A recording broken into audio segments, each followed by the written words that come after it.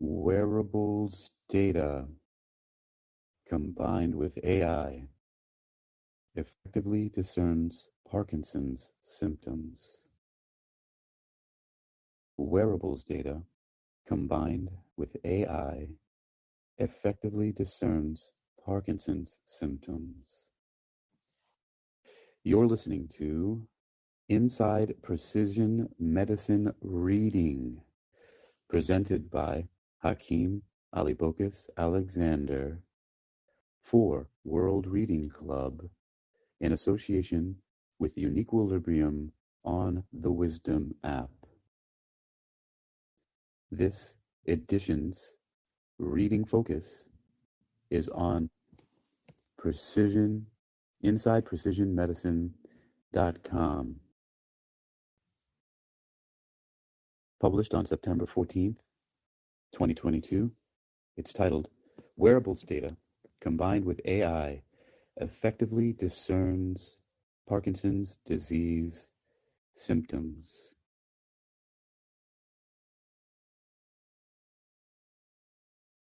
New research from the Brain Research and Advocacy nonprofit Cohen Veterans Bioscience, CVB, has demonstrated that wearables data combined with an artificial intelligence algorithm can effectively identify people with Parkinson's disease and those without.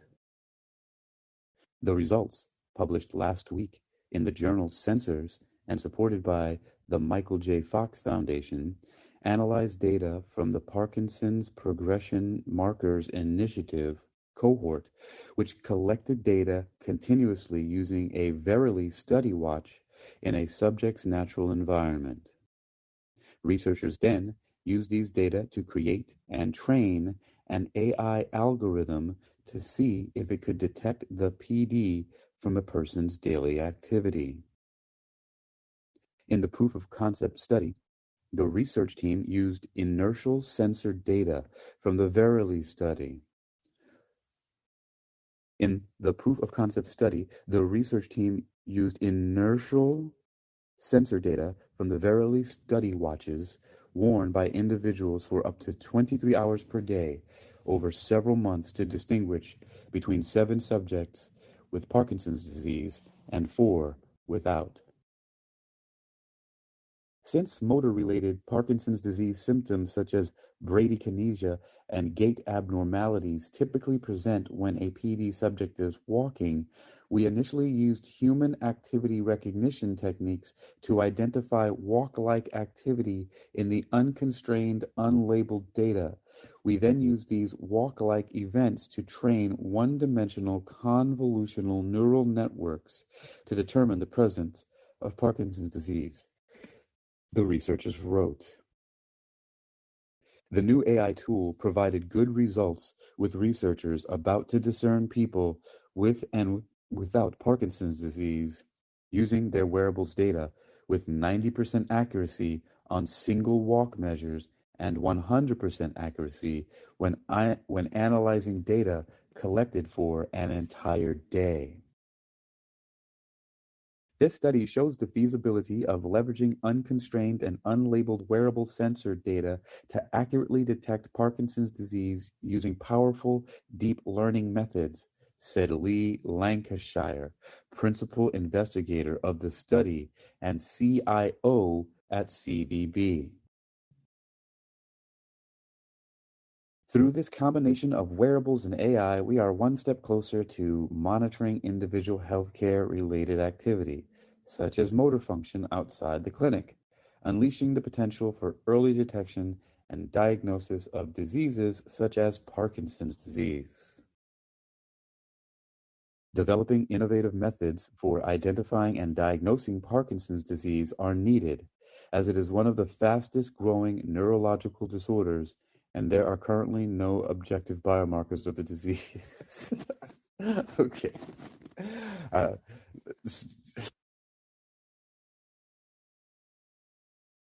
As it is one of the fastest growing neurological disorders. It sounds like they're talking like about some tech startup. It's the fastest growing. The wording. Oh, man. All right. Inside Precision Medicine continues. Developing innovative methods for identifying and diagnosing PD are needed, as it is one of the fastest growing neurological.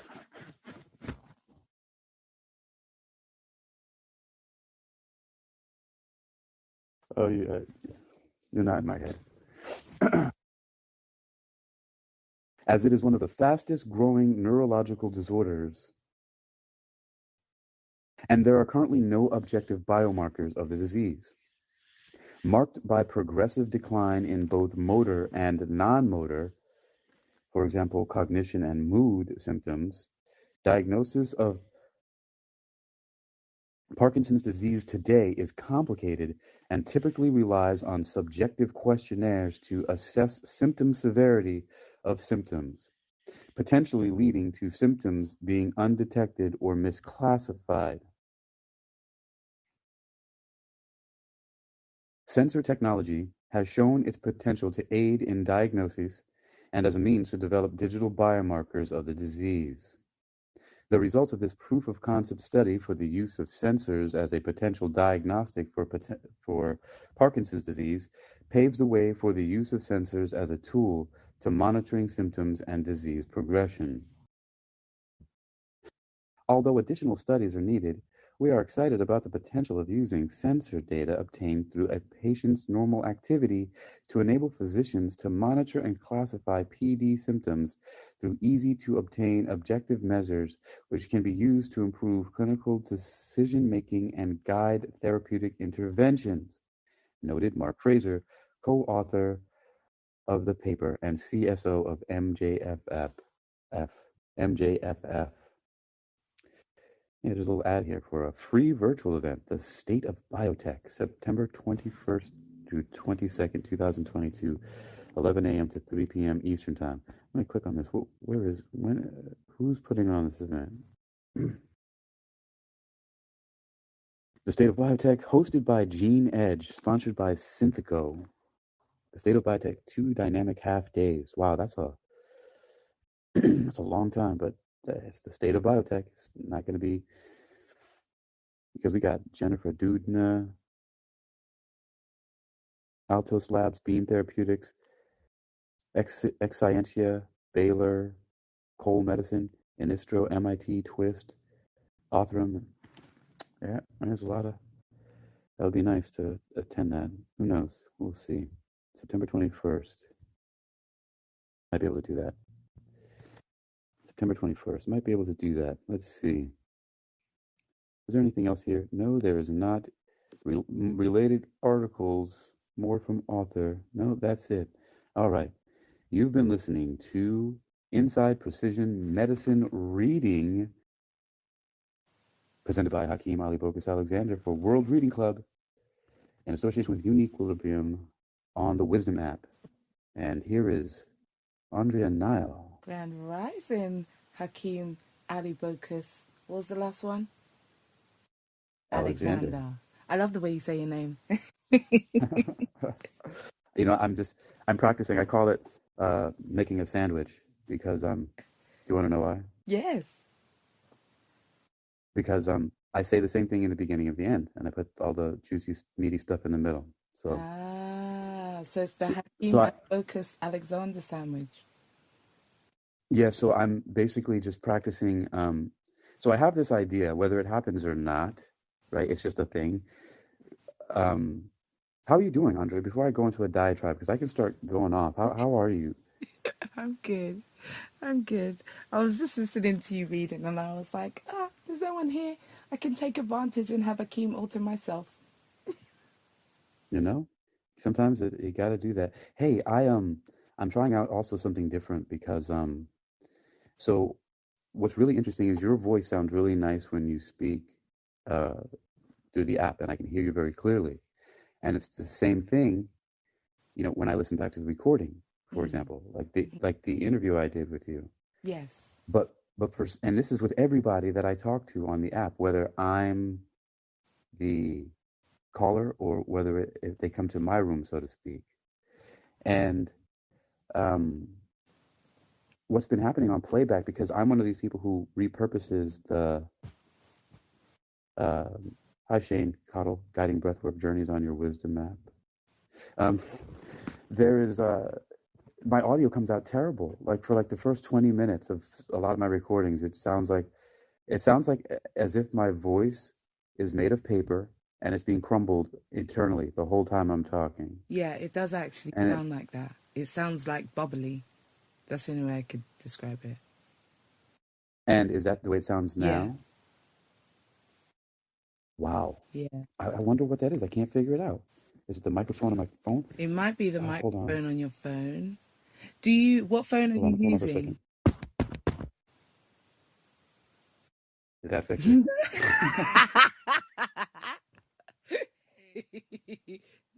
No. It's the Galaxy S20 FE. So you're on Android. 5G? Yeah. It might be something to do with Android, because I know that they're trying to incorporate better features on the Android. Sure. Yeah, so it might be that, because it does what it is. It sounds a little bit robotic, like voice is not clear. Yes, It has like a robotic. So what if I talk like this? Is my voice a little bit clearer now, or is it still robotic? That's so weird. So it's clearer. Yes. It's because I understand what it is. It's because the machine can't handle how deep my voice is. The decibels, yeah, that's what it is. So now I have to talk like this, and then. Hello, everybody. Welcome. You're listening to the Wearables data combined with AI effectively discerns Parkinson's symptoms. Do you know who you actually sound like? You sound like Chris Berryman. Sorry, Chris, if you're listening, but oh man, sound like. So, your voice is too deep for this, babe. You got to sort it out. So that's crazy because it's only on wisdom. So it's just something that they didn't take into account with the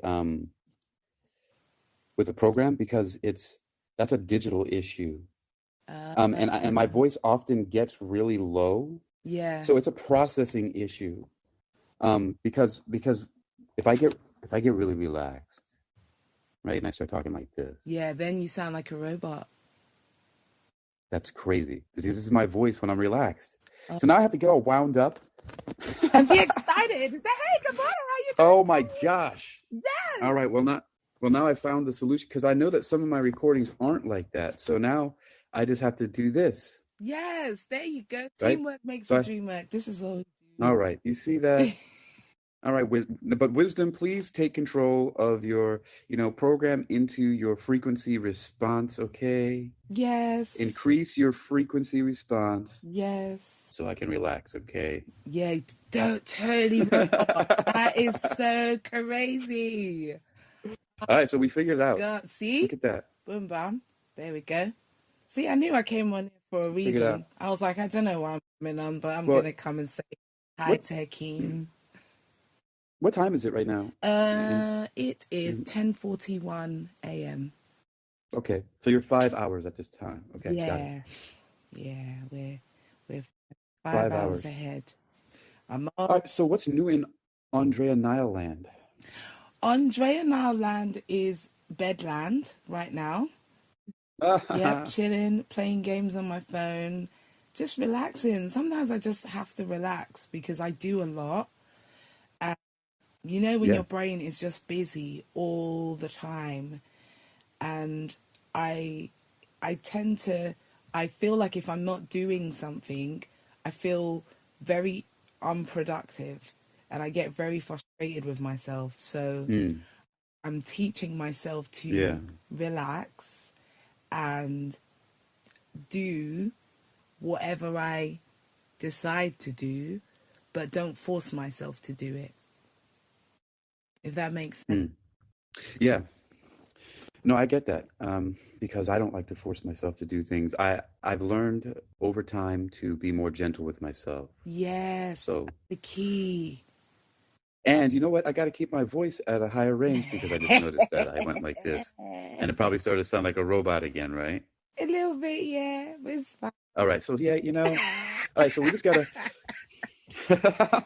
so we gotta train the AI. It's so there's a thing called frequency response. I think it's or a frequency range. So like sometimes you'll see the specifications on headphones or speakers, and it'll say it has a frequency range of this many decibels, and then it also have ranges in hertz. It'll say from this many hertz to Oh, this many hertz. And so it's possible that maybe, I'm not sure, that maybe in building the app, they didn't, somebody forgot to put in maybe the frequency range isn't wide enough in the recording. I don't yeah, know. yeah. I don't know if it works that way. I Well, don't know if it works that way though. the thing is, I would definitely bring that to Daryl or Dio if you get to speak to her, because I know. But the thing is, Yeah. bless her heart, she is inundated with people making requests, and I think what they said is they are working on building the foundational aspects of like solidifying what the foundation is, Yeah. the baseline foundation of all the features, and then I think they're going to start trying to implement things. So I guess we just have to be patient and put the suggestions forward and know that they will be heard and dealt with at some point, but we just have to be kind of patient with Yeah. them and gentle, because this is new, and we know that this is a groundbreaking app that is going to do really big things, or is doing big It things. is. And now, what about my voice now? Yeah, it sounds okay. I mean, it doesn't sound fully clear because obviously the tonality of your voice. Well, I just changed my headset. So what does it sound like now? Is it any different? Is it lower? Okay, talk low though. All right. So what if like this you mean? Yeah, So if I was speaking this it way. sounds, your other headset had a better sound than this one. Okay. So the other headset had a better sound because It didn't sound so I okay, so check this out. Let me see then. This one.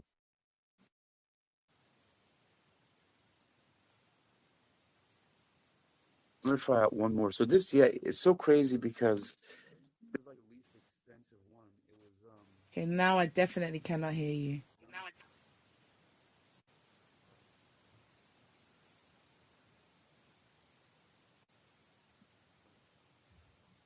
Nope, still nothing. Nope, can't hear hold anything. on.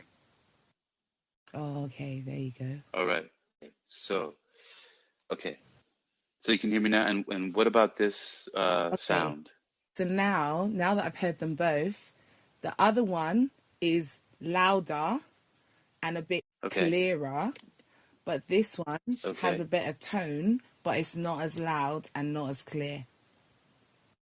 All right. So this is actually a third one. But let's see. I'm gonna go back to the first one that I had because that seemed to be the best one. Hold on.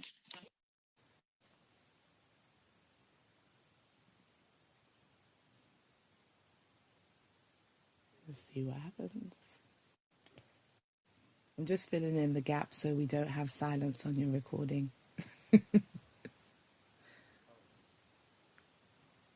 So, yes, if you don't know what we're doing, we're trying to fix a sound issue or a sound problem and see how best we can, because Hakeem has a very deep voice, and when he talks on this app, it makes him sound like a robot underwater. So, we are trying to see how we can rectify that. Okay. Now, how about this? Yeah, it's clearer, but it's more Uh-huh. quiet than the second one. Okay, so it's clearer but more quiet. But so that means that I have to be right here then. Keep talking. So I have to just be a little bit No, closer that doesn't when I make do it it. sound any better. Really? No, it doesn't. Yeah, Wow. this one, I think, try the second one again. All right. So, all right. Yeah, I'm gonna do this. Mic check. Who's This in is so here? crazy. Little Warrior Church, hello. Shane Cottle, hello. Erica Michelle, hello. Hey, hey, hey. Now, what about this sound? Yeah, this one's better.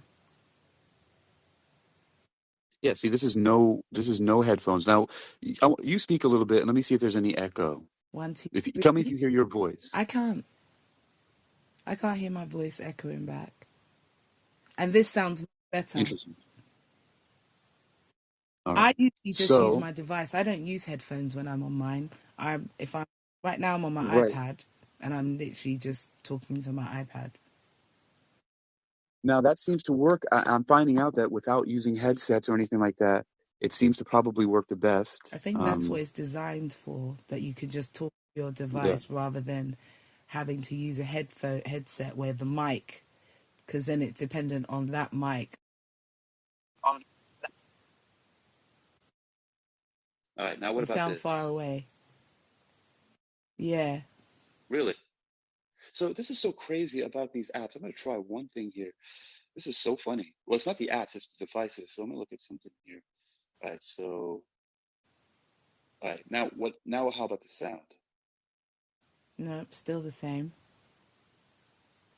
All right. What are you doing differently? I'm switching whether it's for calls or audio. Okay, this sounds best. Whatever you've done, this sounds better. Yeah. Really? I don't know what you did, but that's better than the Okay. So this is thing you just did. this is this is probably the combination I'm looking for then. What did you do? I was so there's a when you go into your devices, like whatever's connected to Bluetooth, there's Mm-hmm. a little gearbox on the side that, like, for example, these are called Redmi AirDots. So whatever you name your connected device, when you look at it, there should be like a little gear thing. Uh, for it's called for your settings, Yeah. right? And and when you click on that under connections, at least for that's what it's like in the because it says one Bluetooth device connected, and I click on that. And then I look at the Bluetooth device. These are my Redmi AirDots I got from China. I click on the gearbox next to that. And so watch this. I'm going to do this. Crap right now, right? This is Or it bad. changed. This doesn't sound good. Yes. Right. Good. So I'm going to go here. And this Yeah, sounds this better, sounds right? good. Yeah, this sounds Wow. better. Okay. So it's simply a changing of, and that's what I thought. I was messing around with them, but I didn't have anybody uh, to give me feedback. So Well, thank here you, I am. Andre. You're Look at that. welcome. So now I think, now what about my voice though? If I get really calm and relax. It actually doesn't sound too bad, but it's still got Okay, that bubbly sound a little bit. got it. Okay, so I just have to be a little bit more excited. Yes, like up here. All right. So now, speaking of excited, today is Friday, so Rodney's going to be on in a little bit, right? He is in a little while, just over half an hour, 40 minutes. Yeah. Yeah. I'm going to do my best to stay awake for that. It is Friday, so yeah, I could do that because I could stay awake a little bit and then take a nap, And then, very brief yeah. one. Yeah. And then get I up. had a really great nap yesterday morning Did you? I love a nap, you know. I love nap. because yeah, I felt really weird. Yeah, I'm a paranoid person, and Hmm. sorry, I acknowledge you love naps. I got that. It just popped in my head because we were talking about I was talking about Rodney, and so I'm such a morbid, crazy person sometimes that I was up, and so I was like, oh, it's 6:30 Eastern time, right? He does it 5:30 Central time, so I'm 1 hour, ahead, and so I went through wisdom. Yeah. And I'm scrolling through. I was like, no, Rodney. No, what yesterday? I'm like, Bro, yeah, I thought he died in his sleep. yo, for Bro, real. I I was like, was like, this man must have died in his sleep because he is here every and I, day. I messaged him. I was like, yeah, are you okay? I didn't even say. I think I said, Grand Rising, are you okay? I was like, I'm yeah. very morbid like that. If my mom I Oh, I'm left it. terrible. If my Yeah, mom doesn't answer the phone to me, I literally imagine her laying on the floor dead and I'm not there. I do that. yeah, It's really bad. And I don't right. know why I do it. No, and well, a lot of people do it, and I've done it ever since I was a little kid, but I've learned to deal with it in a different way. So when I had those thoughts this morning, I just was like, I just thought to myself, you know, I'm not going to call him because I have his number. So Hmm. I said I'm not going to text him or call him. I'm just going to go about doing what I need to do. I just check in the app from time to time, and sure enough, I checked in. He was doing a show in the afternoon, and Me, I call, you know what? I you know, call and text because you never know. And, but what I don't do, so this is what I didn't want to know at that time if there was something bad. I didn't want to know. I just didn't. I had other stuff to do. I was like, I don't want to you know was this right protecting now. your own sanity at that point. It was like, Yeah. nope, I don't want to know. Let me I, just go with my day. like, If you're dead on the floor, that's your business. I'm not checking on you right now because I need it's like my sanity. I can't. I was like, there are other people who are closer to you who will deal with it, like physically closer in space and time. I'm just not doing it. I'm not gonna freak out from a distance. Yeah, sorry, bro. We can't do that for you. Like, just sorry if you're dead. But yeah. It's like I can't. It's like I can't die inside myself right now. I just have to. I have to go on. I love that. I love that. But I really But love that you've connected with Rodney. I was listening to you guys speaking the other day, and I was like, I really love that you've connected with him because I really feel like Rodney's energy is going to be really good for you. Um, I think yeah, it is already. I Yeah. would say, yeah, Rodney. I know Rodney's in the process of getting his coaching practice up and running, and I would strongly advise that when he Yeah. does, jump on his program because it will change your life. I'm actually working with him in getting it up and running, so I know what's coming, and yeah, Hakeem, it will literally change your life. Like I've had a few thoughts about you, and I Mm. okay, so you know that I don't know what's the word. I'm a very highly sensitive empath, very highly, and Empath. psychic as well, and I have other stuff that I do, but like I literally read energy and feel energy, and I won't go into detail on here, but we could have a conversation off here. And You should because people are often people are concerned about me, and there might be it might be because whatever demons were trying to possess my body hmm are like barely holding on. yeah, yeah, I feel. I mean, if you, I can say some stuff that won't be that could be quite generic, but you could probably read between the lines Uh-huh. if you want, or I could just tell you. You can just say whatever you want. I'm not. I have. It's your. It's first of all, it's your intuition, which may not be accurate. It may not be. So You're absolutely right. so This so is just my somebody feelings. right. So somebody could hear it, and even if it's true, I could be like, nah, she crazy. Be gentle with me. Plausible I'm deniability. sensitive. Okay. All right. So yeah, Okay, lay it on me, sister. I okay. So I pick up energies, but I also listen to conversations, so they do kind of um uh confirm. Inform you a bit. It more confirms than influences. So I would have felt something already, Okay. and then you said something, and I was like, Yeah. that makes sense. Because when I first heard you speak, I felt a really Mm. strong grief energy on you, and I was like, I feel grief and I know what Yeah. grief feels like. So because I know what these energies feel like, I can, it's like tasting food for me. Feeling energies is like tasting food. I know what chicken tastes like. I know what strawberries taste like. I know what grief feels like and smells like. And yeah, I know what depression feels like. I know what I know a lot of energies. I've experienced a lot. So I'm very acquainted with certain energies. I know what ADHD energy feels like. I know what autistic energy feels like. I know like just lots of different things, and I can identify them very, very quickly. And even like when I look at your picture, I can see sadness in your eyes. There's a lot of sadness. Yeah. I can You're I hilarious. can see it. I can see the sadness. I can see the thought. Yeah, but that's not a No, secret. it's not. Do This is you? not. But this is not me going by what you're saying, or this is by what I'm Right, right. feeling. So this is not because I listened to you. This is what I felt when I first saw you. But I never. We've not. I've not Yeah, had well, that I am very, conversation. very sad.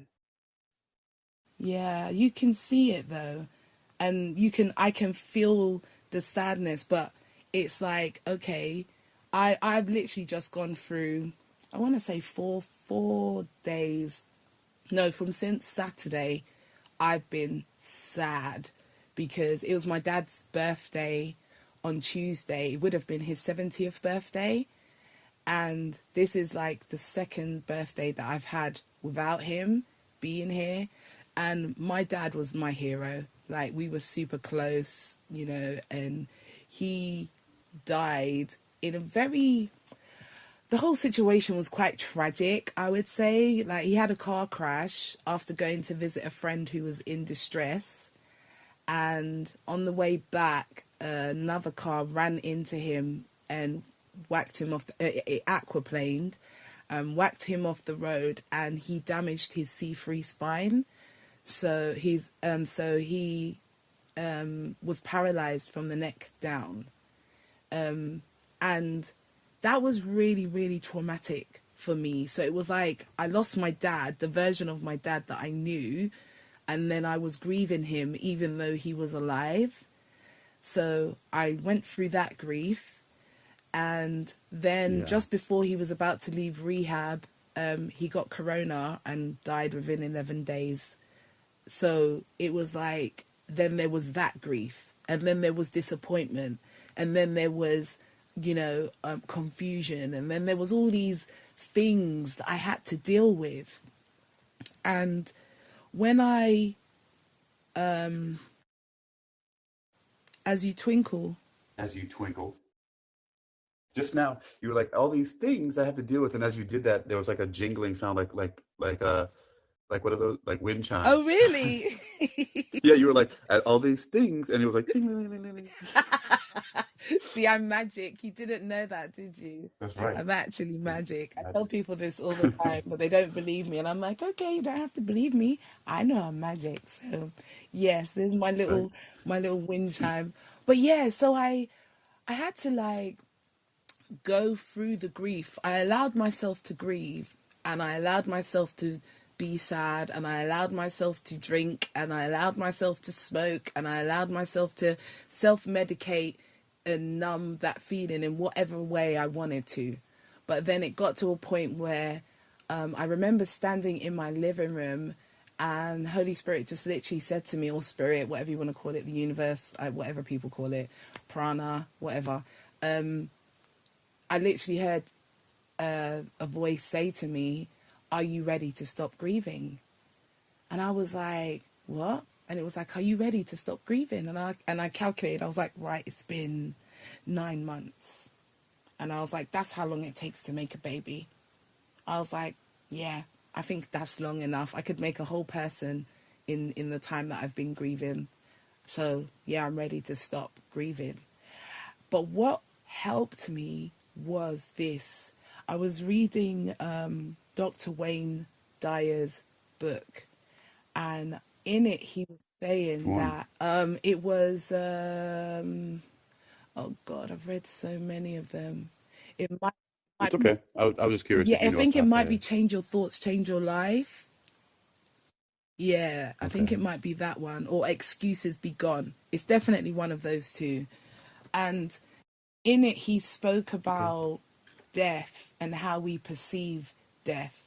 And I can't even remember exactly what he said. It was something along the lines of we basically choose when we want to go. Like, everybody chooses. Nobody leaves without cosmic permission. Yeah, like, nobody. And I was like, okay.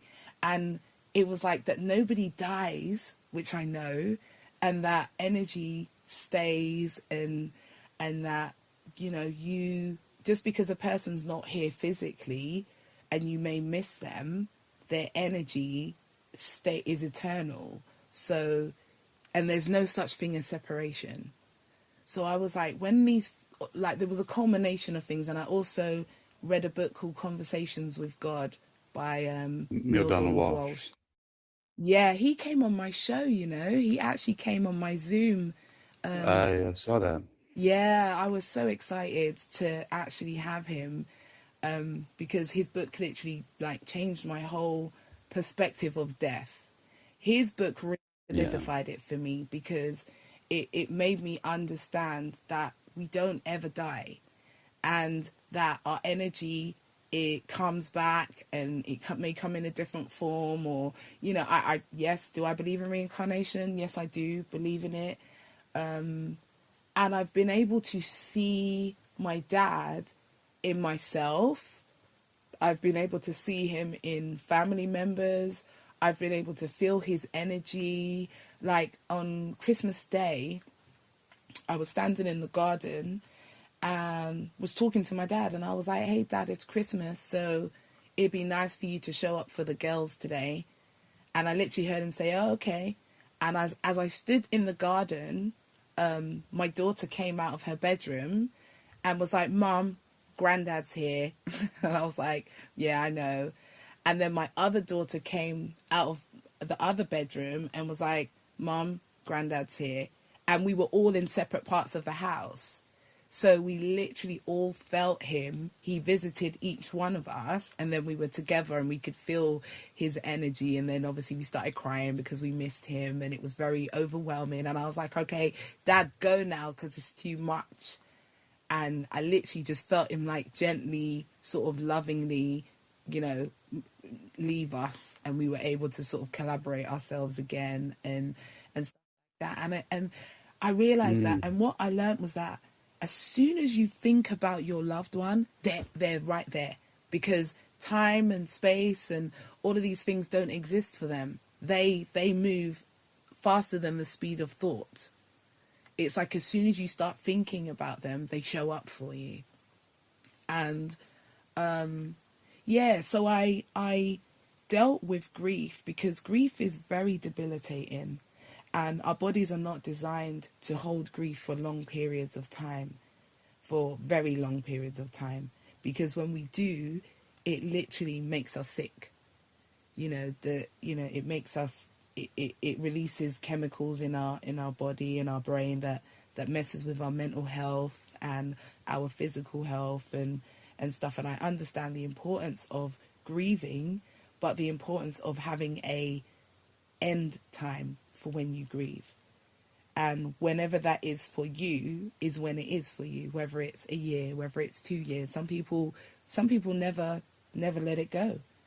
And it blocks you from being able to, I guess, thrive or function in a kind of a happy, healthy way. It stops you from being able to love freely, because that grief, almost, grief energy needs grief. So when you have grief, it will attract more of that to it. And Sure. what it will do is create more circumstances for you to grieve over. So you end up staying in that cycle of feeling grief and then attracting grief, and then feeling it and then attracting it. And you will always put your mind back in that space of sad, and then being sad. Yeah, it sucks. It really sucks. That And must really I suck. don't, I'm a happy person. I don't like being sad, but I won't lie to you. I enjoyed a bit being sad, because Yeah. it made me feel like the level of sadness that I was experiencing was justified, because it showed how much I loved my dad. And I was expressing that his absence was allowing me to feel this level of sadness. And then I was confronted with the idea of, but Aundrea, you have the power to choose to experience something else. And I was like, yeah, but I don't have any points of reference of where missing somebody gave me a good feeling or a good experience. I can't associate missing the physical presence with joy. And I was talking to one of my clients, one of my friends who's one of my clients, and she said, well, Aundrea, what you have to do is you have to create that experience. And I was like, light bulb moment. Right. How do I turn sadness into joy? And I literally heard Spirit say, you are an alchemist. And all of us are alchemists, and we all have the capability to alchemize a negative energy and turn it into something positive. So I was like, well, what could I do to make it something positive? So I said, well, every time I feel sad, I'm going to become productive. I'm going to choose, right, I'm not going to be sad. I'm going to be productive. And it's not that I'm ignoring the sad. I'm just choosing something else. So I'm not avoiding.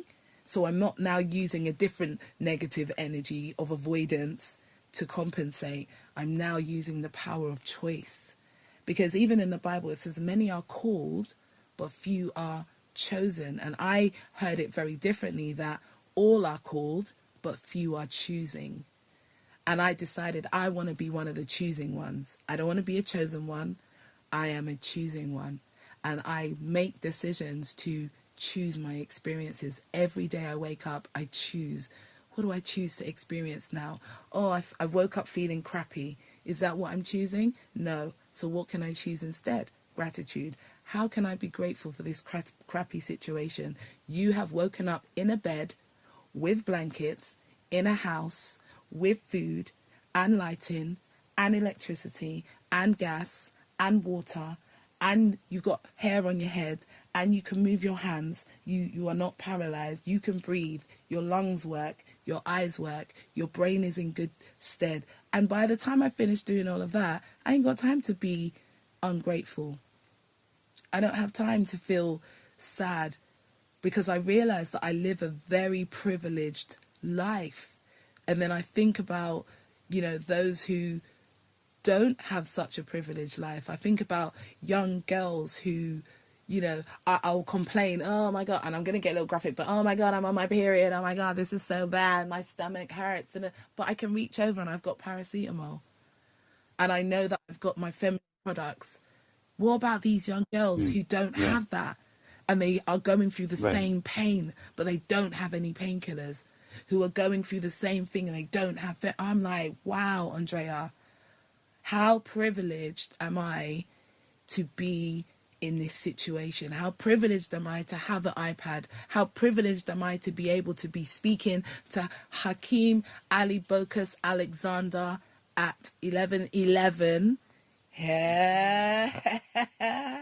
in the morning? How privileged am I? And I just... That's right. Right? So it's like, but I'm sitting here being sad, when really I don't have anything to be sad about, because nothing bad ever happens. There is nothing bad.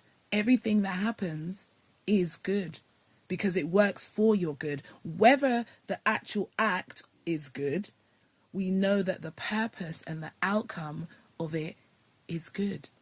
Me coming on here this morning, I know it's for good. It's not bad. It's good. My dad dying, I know this is going to sound bad, but it's good. Because if he was still here, I wouldn't have done the healing that I needed to do on myself, and I wouldn't be who I am right now, helping others to heal and helping others to realize that grief is not the end of the road. And it's just the beginning of something amazing. When something dies, something is always birthed. It's just the way of nature. but you have to be willing to find that positive seed in that moment. Look for the positive, look for it, because sometimes it's hard to find, but there is always a positive seed in every situation.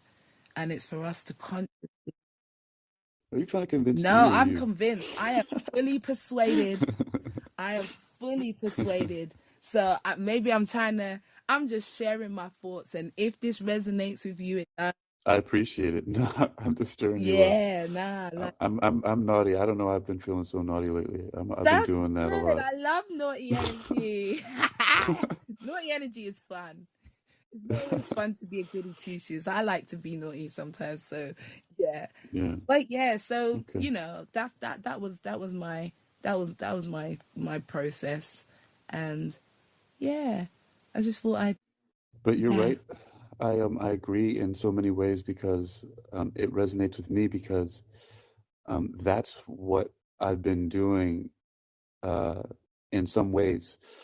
Uh, for example, um, it's incredible how um, I got invited to the Wisdom app, and I have been on this, I've been pushing and pushing to think, what am I going to do to get my content out there, to speak my voice, to practice, just to build and do the things that I have planned that rely on words and voice, because I'm building an educational institution, free and open courseware, basically. And but I have to be able to take notes and speak, and also just because therapeutically I can't stop. I need to express and continue to hone the expression of or continue to hone my expression into skills if it's possible. Um, and one of the things that I've been doing is, and it hasn't been, I know because I understand all the cliches and all of the standard things that people say, like the same thing, like how you said, I allowed myself to drink, I allowed myself to smoke this and that. I got that too. What I'm talking about is began to use productive energy and continue to use my voice to create things. And I found workarounds for stuff. For example, if I'm not particularly feeling motivated or inspired or in high spirits, I know now uh, that I can, and I just came across it by accident because I was quenching my thirst to constantly be reading something and learning something new through reading. And I realized that when I'm reading, it's very similar to acting in some ways, um, voice acting. And I can totally put myself into a different zone. And when I'm doing that, I don't have to come off enthusiastic or anything, but it starts to be that way because for some reason, when I get into that zone, it just becomes very playful. Because I think it's hilarious how most very um, professional and mainstream speakers and what's widely accepted as acceptable forms of speech, I think it's just hilarious, and especially because I can mimic it so well. But I think it's funny. Um, but because of that, I just start having so much fun when I do that. And so, in just burying myself in work, so to speak, I've started to discover all these therapeutic modalities, and it wasn't just one thing. So I started kickboxing again as soon as less than 1 week of getting back to the United States, I started kickboxing again. And then the day after that, within 1 week, on September 11th, I started working as a personal trainer again. And then I started riding my bicycle. And then I got a security job. Then I started riding 120 miles on the weekend. And then I started eating a very strict Right, diet. And then I reduced my body right. weight by 30 pounds of fat. And Go then I found you. this app, and then I found wisdom, and then on and on and on, and it's just And a flurry of that all activity of started things that all have with a happened. mindset change. All Yeah. of that But started with just subtle shifts in your energy, because you were changing your frequency. You were bringing fun back into your life. You were bringing moments of joy. And those moments of joy, what they do is they shift you to another frequency. And when you are resonating on a higher frequency, then more of that will come in. So it's really being gentle with yourself and allowing those small moments of joy, having them more frequently, which will then automatically shift you, which that's what brings the healing.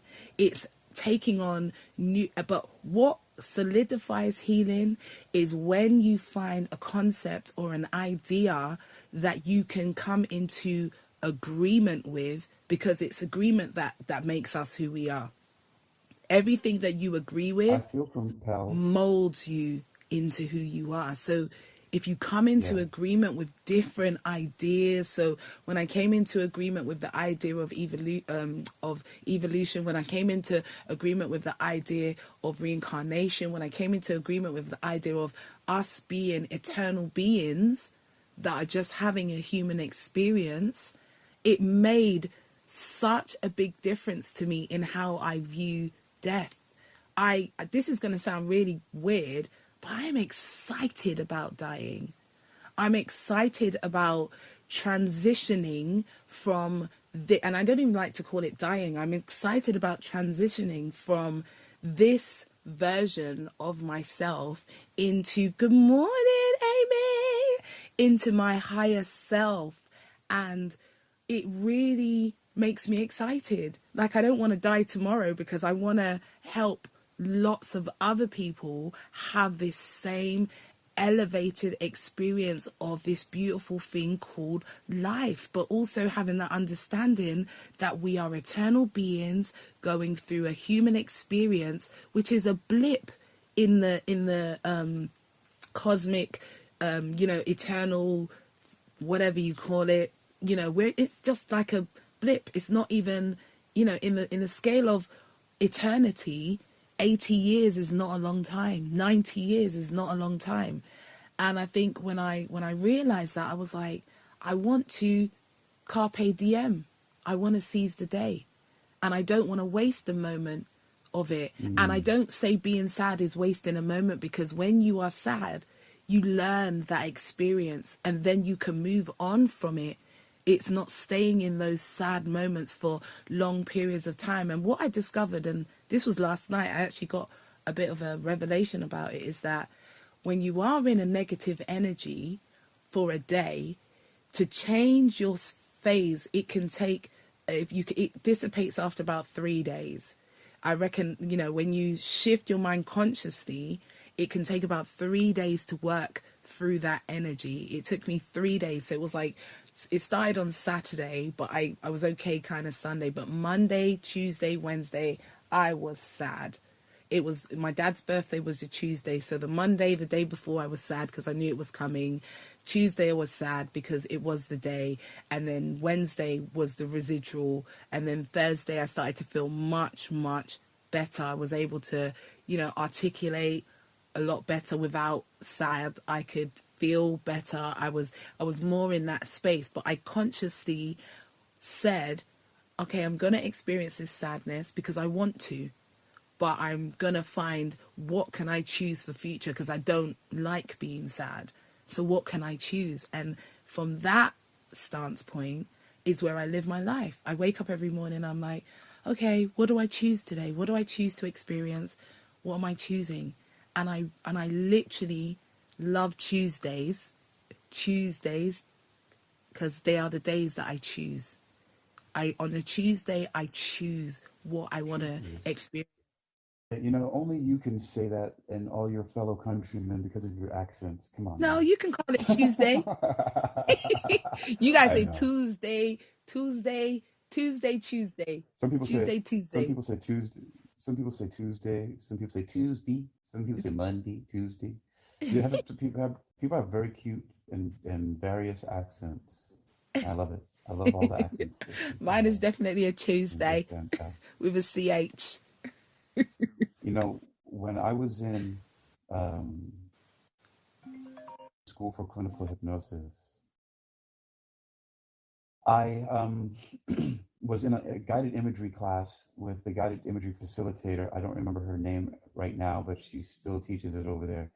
And they asked us to tell them about something that we were using, if we had any guided imagery stories we used for ourselves. And I relayed this adventure that I go on where I'm in the sky, but very close below me, as if it was maybe 3 stories below, not very high. There were the tops of very tall mountains, but right above that were clouds, but you could still see the mountaintops. And there was a big staircase of 20 steps that I would walk down.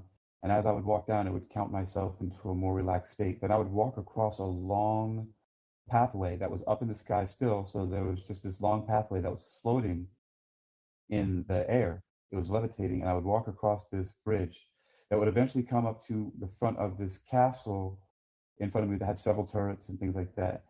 But before the castle, there was a moat, just like the European medieval castles. There was a moat, but this moat was a very vast and wide moat that has black water and all manner of creatures. Most of them, of course, had to have the classical red glowing eyes under there. And the drawbridge comes down, and I walk across the drawbridge. And then on either side of me, as I walk into the front entrance, there are huge fires in there. You can feel the heat coming off of them. You walk a few more steps forward, and then there are 2 staircases on either side of you that go up to a balcony that's right in front of you. And right behind that balcony, out comes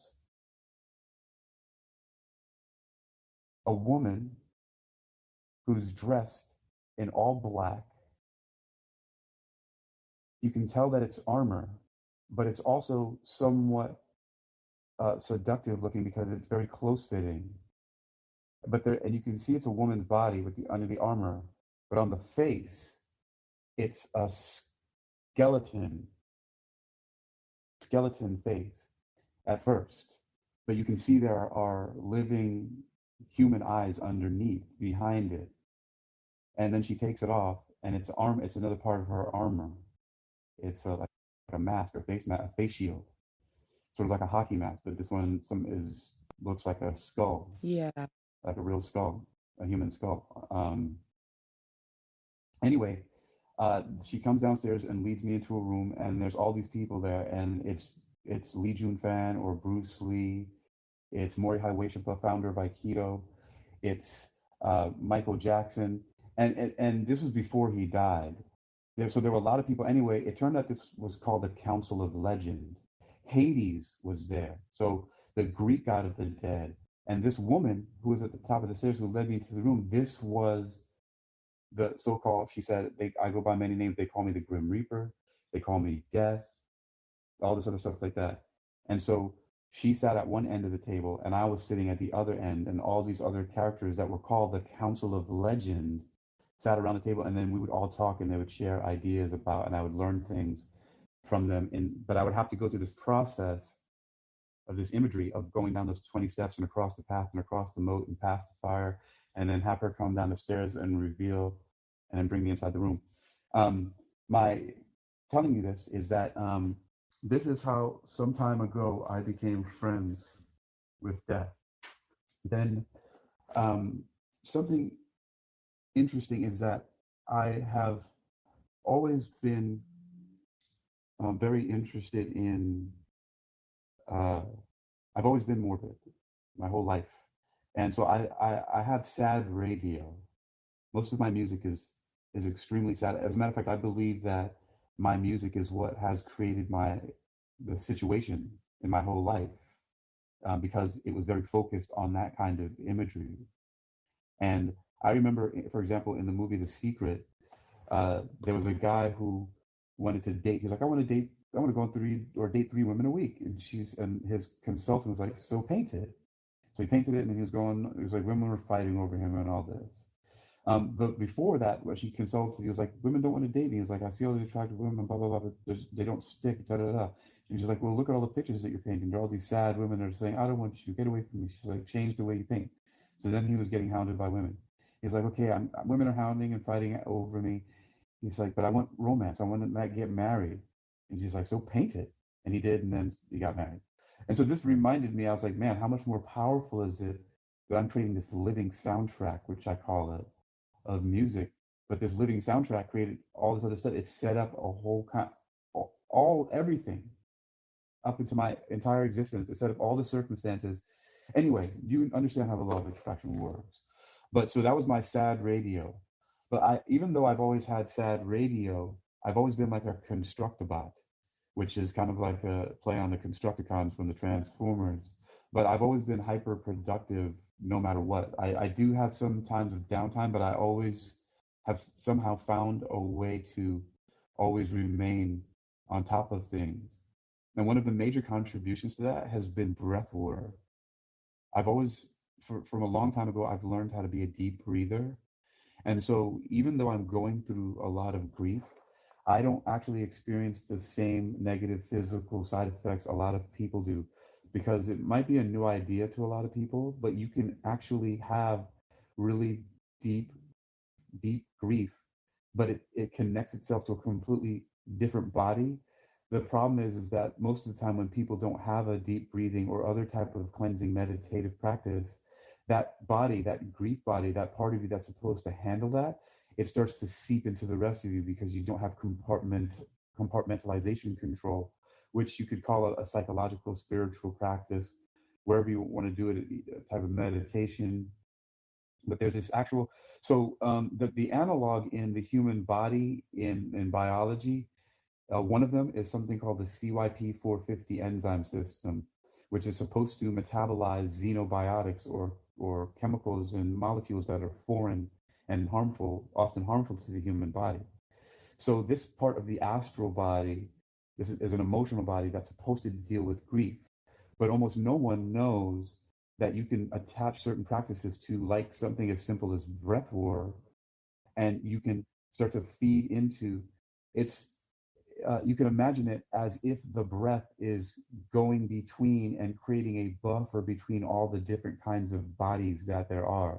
So there's all these different astral bodies that are infinitely thin layers, but there's so many of them clustered together of the vibrational frequencies that create all things, and they cluster densely and create a human body. But besides that, there's a layer that's supposed to handle grief. And if people don't have certain practices, whether they chant Nam Myoho Renge Kyo, or if they pray every day using the Bible, but the key is that whether they're Christian or not, or whatever it is that they're using their faith or their practice specifically for the reason of making sure that that grief body, or whatever they want to call it, people might call it a demon or whatever, doesn't seep into the rest of their body. So fortunately, I've had this long, deep practice of breath work, which some people might call spiritual because of the pranayama yoga. But so even though I have a horrid, terrible grief, something that I've never felt in my life that is heartbreaking and that causes me to cry, it doesn't cause like a sickness in my physical body, which is shown in the rapid way that I was able to completely change my physical composition, my body composition, and also be able to right away get back into the physical activities, because another step in from breath work, because it's also a physical activity, is physical fitness. And because I've had a long history of doing that very consistently, that's another thing that helps the body sometimes, in some ways, depending on how you exercise, can also help to wring out and squeeze out some of that extra stuff that may bleed off from that grief body into your physical body and your cells, because they do absorb it, because they are communicating with light, and literally and figuratively, that's what holds everything together, are photons and gluons, which are all different, which are basically light. And so that's the one thing. But the other part of that, which is really crazy, is that my grief body turns into a tulpa. Have you ever heard of a tulpa before? No, what's a tulpa? No. A tulpa is a mind-made body. It's a part of the Tibetan philosophy And it basically takes on a mind of its own.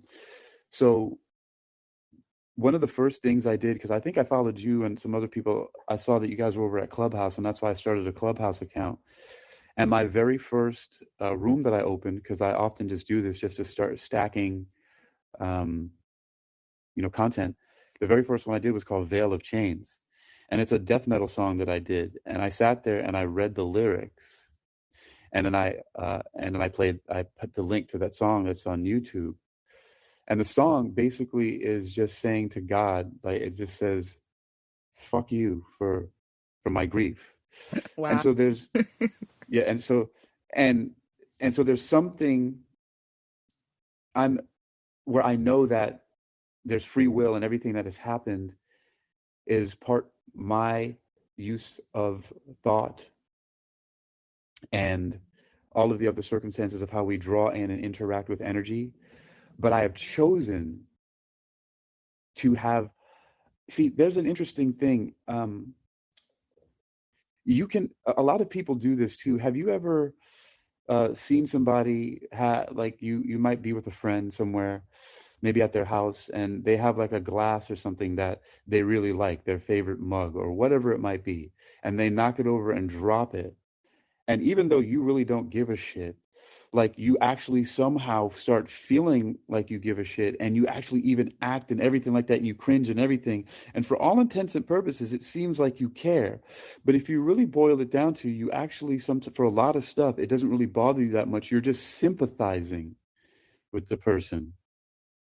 And a lot of people don't realize that they're actually sympathizing with people, and that meanwhile you can do that, and it appears.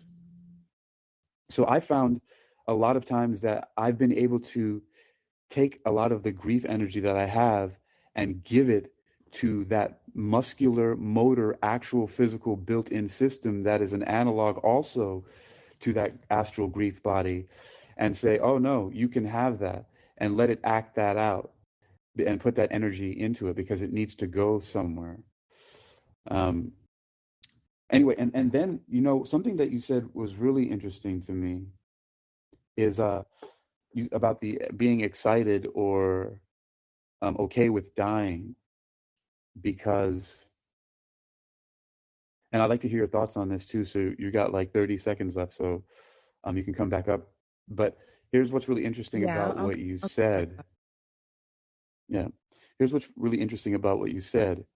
You said that because you know that life is eternal, and you mentioned reincarnation and things like that, and how it's just a transition. You don't even want to say dying or death, because it's a transition. And what's very fascinating is that I have been also practicing another Tibetan practice that I've done. I've applied also my pattern to, which is study, adopt, practice, adapt, and teach or share. It could be either one of those.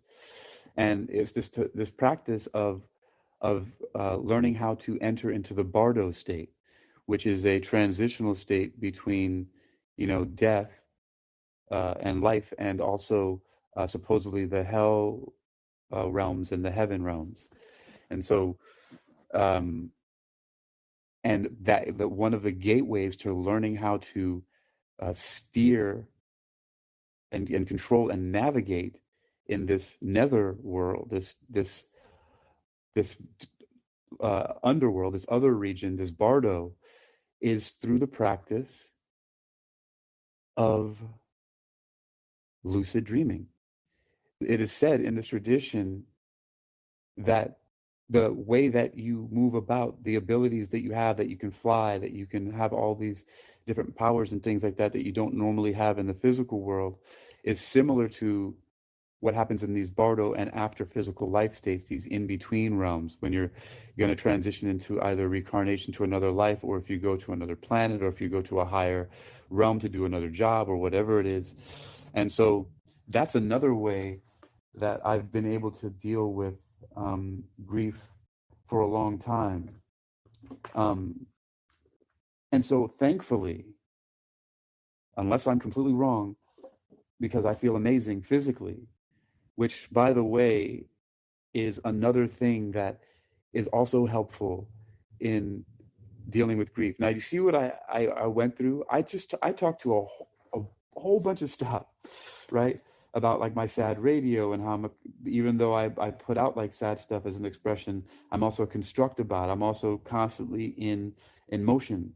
I do breath work. As a matter of fact, I call it physio meditation, and I've created my own yoga practice called Dream Action Yoga, exposing the conditioned personality. And the song Veil of Chains, how I use that as an expression in anger. And then also the lucid dreaming. And what's so fascinating is that another thing that I've learned is that there's no one thing that is going to be it. And that I've had to tie into all of those things, including martial arts practice and all of those meditations, just to get a hold of this thing that grief is. This thing that grief is it can be a monster. And so that's sort of sharing with you how you share with me the things that have worked for you. And even still, one of the things that I do allow myself to do is, because I do go into a lot of spaces that are isolated, I do allow myself to have a really long, good cry until I just don't need to cry anymore. And it works. And when I was riding my bike 20 miles to go to a security job, sometimes it would start happening then, and I'd be like, great, because I'm on this road that's cut through a forest and there's nothing and nobody there, and so I can just cry. And one time it started pouring down rain, and I was like, oh, this is even better. And I just got down and I just cried and yelled and screamed and talked, and while it poured on me and soaked in rain. And then fortunately, somehow, some way, a magical laundromat appeared out of nowhere where I was able to dry my clothes and then get to work to my security job. But yeah, it takes all of those things, including the bike ride. That was part of it. Like all these things came into place. Um, and if there's any message that people should know, they should understand just exactly what you were saying, and just reinforced by what I'm saying is that there's no one thing. Like, look at all those things that you had to put together and that you're doing, and then you also recruited things that you were already doing by simply acknowledging them as also being therapeutic, where maybe you hadn't before, and then just and it's kept on what we say, working through it and working with it. And that's the only way to go. The only issue that maybe I could say I could probably admit where I kind of went off on the deep end is a little bit, is that I do kind of, but I have for a long time. I might have scared some people because I've very often written about suicide, um, and my own. I've written ever since I was really young. I've written really in just dark poems about death and dying and wanting to be dead. So I don't know. Um, Yeah, I mean, you know what's so beautiful about this is that as eternal beings coming to here to have a human experience, all of us have come to have a different experience. And all of these experiences are a part of the bigger experience. And, the thing is for me is if somebody, and this is what I pick up from you, it's almost like if you chose to come here and experience sadness, who am I to mhm. tell you that you shouldn't experience that? Because in you experiencing Sure. sadness and being able to navigate life while being sad and being able to teach others You how are to right write, on it's track. you are able to teach others that no, you don't have to be happy if that's not what you choose, but this is how Hmm. to exist and how to live with that experience. Whereas for me, But I chose oh, go I ahead. chose Sorry about that. joy. I chose absolute Yeah. and there is nothing wrong with choosing sad, but it's understanding that sadness is a what we call a low vibrational energy. So it resonates on a low vibrational frequency that Right. attracts things. That's slightly different than what I was saying, because the part about that, about all those things that I'm doing, is that I get great joy out of all of them, especially Right.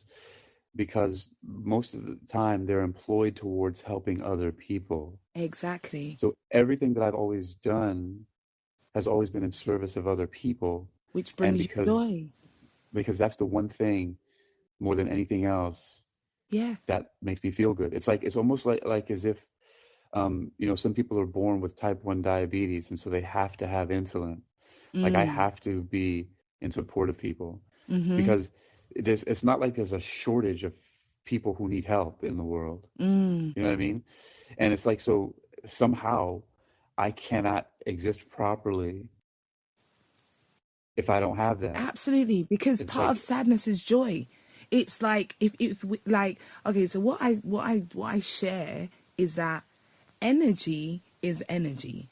Sad is just an, like, if you look at things on a, oh, what's the word, horizontal. If you put sadness and joy, it's the same mhm, energy.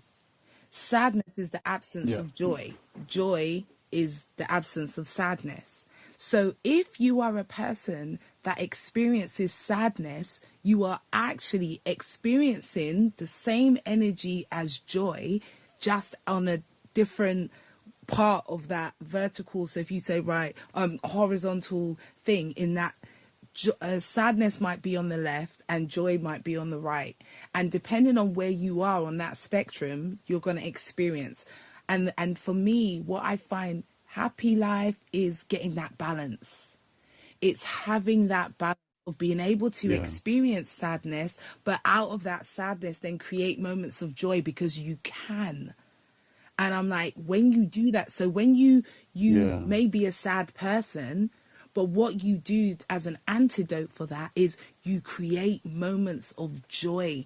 And the reason why when you experience joy, you probably experience joy a lot more and feel it more than others, because of being in that space of sadness. So when you experience joy, it's a heightened experience of joy, because you know what sadness feels like.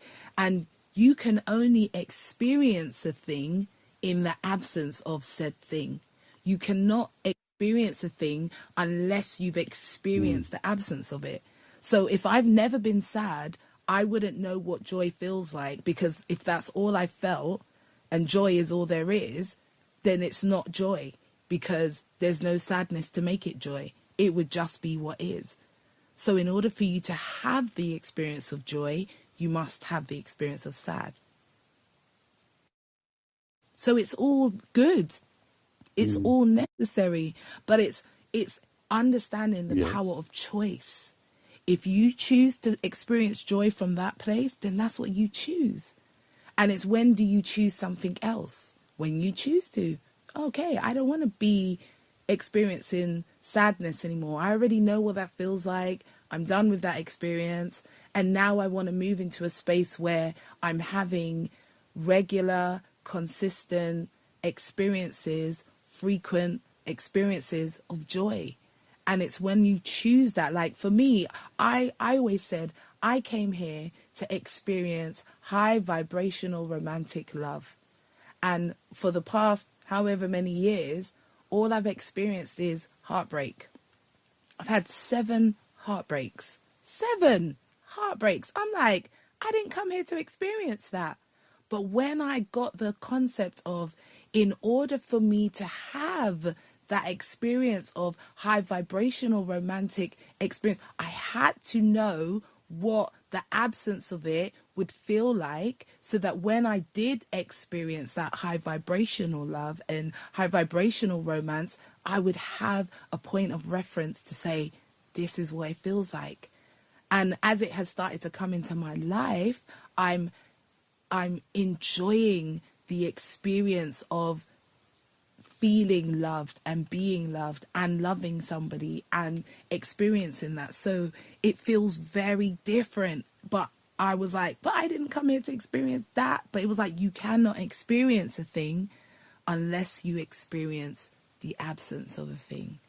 So that's how I live my life. When I have a bad experience, when I've said, being a millionaire was always something that I knew that I was. But in my physical existence and experience, I was experiencing lack. I was experiencing poverty. I was experiencing hardship. But then I got it. And I was like, so if I'm experiencing this, then this is just an indication that I am experiencing abundance. I am experiencing worthiness. I am experiencing, joy. I'm experiencing all of these things, but in its lower vibration. And it's to take the steps of going from that experience to the next experience.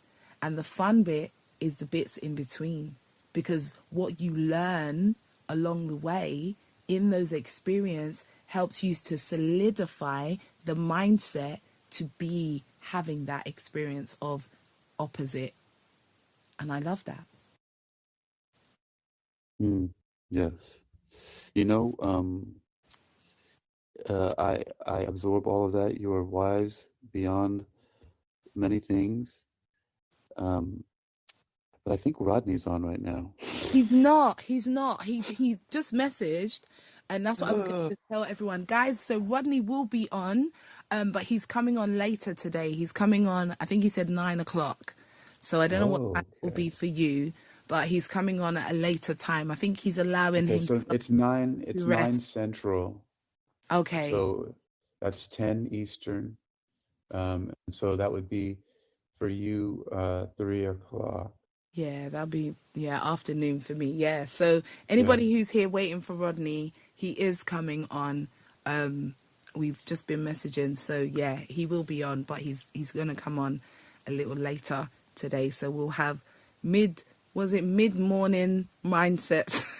Right, mid-morning mindset. Mid-morning mindsets with Rodney Williams. Mid-morning of mindset, maybe. Yeah. So you've got us this morning, guys. You've got Hakeem and Aundrea giving you a space to be in. That's right. So if you're missing Rodney, he'll be here soon. You can come and play. So the thing is that I wonder, how there are different kinds of bees. Like some are worker bees, some are drones, and there's the queen. What if some people are just built to have to? There are certain mechanisms, certain cells in the greater organism that have that particular job. Yes. So here's this, for example. I'm not to say that any person is weaker than another, but I very often have seen in situations where, for example, a married couple, a spouse dies or passes away, that the one who passed away, when they did, if it was the other way around, the person who survived wouldn't survive. I definitely believe that. And so I've seen that so many times, though. Sorry to cut you, but just like I've seen, I see that a lot with married couples, especially older married couples. Like one part of that couple will die, and the other person may not even be sick, but literally less than a year later, the other person dies because they choose that I don't want to be here without this person. Right. And now that I've finished with this experience of having the most wonderful, loving relationship, I fulfilled my purpose. So it's time for me to go. And I saw that happen firsthand. Yeah, I've seen it. When my dad was in ICU, there was a man in the ICU who was involved in a car accident. I won't go into the details, it's a little bit tragic, but his partner, she was at the hospital at the same time, so we would talk with each other, and it was literally like, I think her wedding was 3 months away or 2 months away, and her partner was lying in ICU, and sadly he died. And when he died, I could feel in myself that she doesn't want to be here without him. But, we carried on communicating, and we would talk every now and again. And literally probably about, I would say, maybe about a year, it might have been about a year later, I got a notification saying, "Rest in peace" to her. And I was like, "What do you mean?" I was like, "I spoke to her last week, but she died." And I knew instantly, because every day she would speak about him. Her connection to him had not been severed. She was still in love with him. She was not letting go of him, and she wanted to be with him. And she died about a year after. And I just know her soul didn't want to be Now, here without him. was this an elderly person? No, Okay, no. there you He go. was, I think he was like, I think he was I think he was 29. They were quite young, Uh-huh. 29, 30, and she was in Yes. her 30s. And, she was healthy. She was traveling. She was doing Yep. stuff. She wasn't sick, but she Mhm. was sad. Every time I would Yes. speak to her, I would feel the sadness. And, obviously I shared a very intimate moments with her, of being there and being able to speak to him and see him and, be introduced to him, even though I know that he wasn't conscious, but I know that his energy was around. And, it was a really beautiful experience, and we shared that. So that gave us a kind of a bond that she didn't have with anybody else, who was able to come in and see him and be there with him. And we would eat lunch together, and we would talk about my dad, and we would talk about her partner and how they were doing. And it was very, we bonded over grief. We bonded in grief. And when you bond with somebody like that, you have that commonality in your interactions. So, and I knew that she was sad, and she would be very open with saying that she was sad, because she felt Yeah. comfortable to express that level of sadness with me, knowing that it wouldn't be uncomfortable for me. So we had that bond. And when I heard that she died, I knew straight away that you chose that you didn't want to be here without that person. But then my grandma and my Absolutely. granddad, when my grandma died, I got the feeling that my granddad didn't want to leave with my grandma. He didn't want to leave with her. He wanted to Right. stay here and experience his grandchildren and experience his Right. children and be here for us. He didn't die till about, I think it was 14 years later. Right. And we were watching him for the first year. I was like, keep an eye on him, because Mm-hmm. now grandma's gone. He may decide to go too, but Right. he didn't want to. And I remember speaking to my granddad. He started to get a bit poorly, after 15 years. And he said to me, "I'm tired now." And he said, I'm ready to go. And I was like, "Granddad, you can't go." And he's like, "I'm ready to go now." And he literally called all his kids, all of the grandkids. We went round to my aunt's house, and he blessed each and every one of us and said a prayer over every single one of us. And he died, I think it was 3 months after that, or 2 months after that. Because I realized we choose. He knew that he was done, and he was like, "Well, before I go, I want to do this," and he did it. And for me, that was a real beautiful example of the other side, where the partner may choose to be here without that person. Now, me, I can't say what it would be for me, but I know I love so deeply. And once I've connected to that true love, that's what I came here to experience. I came here to experience high vibrational romantic love. I've already experienced heartbreak. I've already experienced grief, and I don't choose to have that experience anymore. So for me, I think for me, if my partner dies, please get ready, because I'm not staying. What am I here for? Unless I find a different purpose, or I choose something else, because that's the beauty of it. We can always choose something Yeah, else. We don't have to, that's if you've right. chosen that in a low vibration or in whatever energy, you always have the power and the free will to choose something else at any point in your life. You can choose. It's true. It's very true. I can't. I have no no disagreement with that at all. But that's the beautiful thing about it. I spoke to one of my clients this morning, and I said, "How you doing this morning?" She said, "Well, I'm here trying to figure out my purpose, you know." And I literally said to her, I said, "Hey, guess what?" I said, "Maybe this will help you. You don't have to figure out your purpose, because you have the power to choose it." And she said, "What?" I said, "You have the power to choose. You've got free will. You can choose what your purpose is." A lot of people sit down there and say, "Oh, I don't know what my purpose is." It's just you haven't chosen it.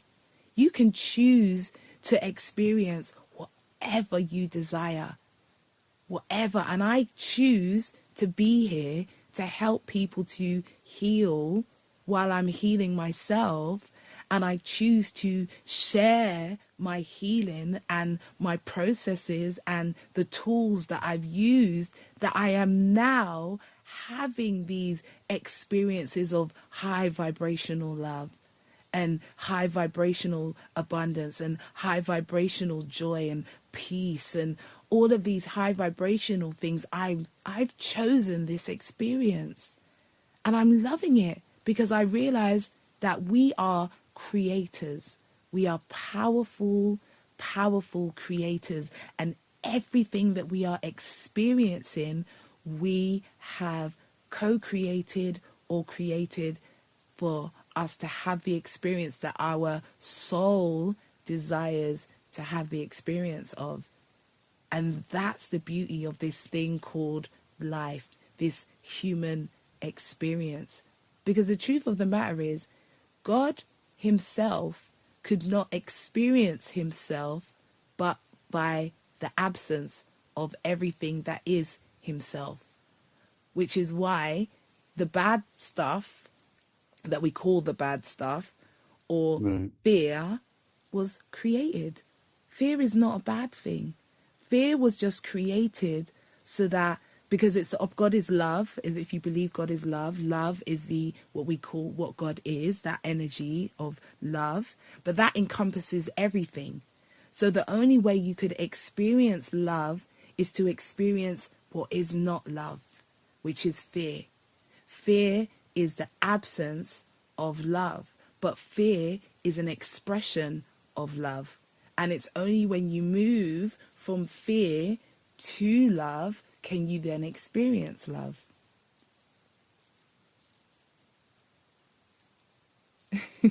Fear. Yes, fear is the opposite of love. People say hate. Hate is not the opposite of love.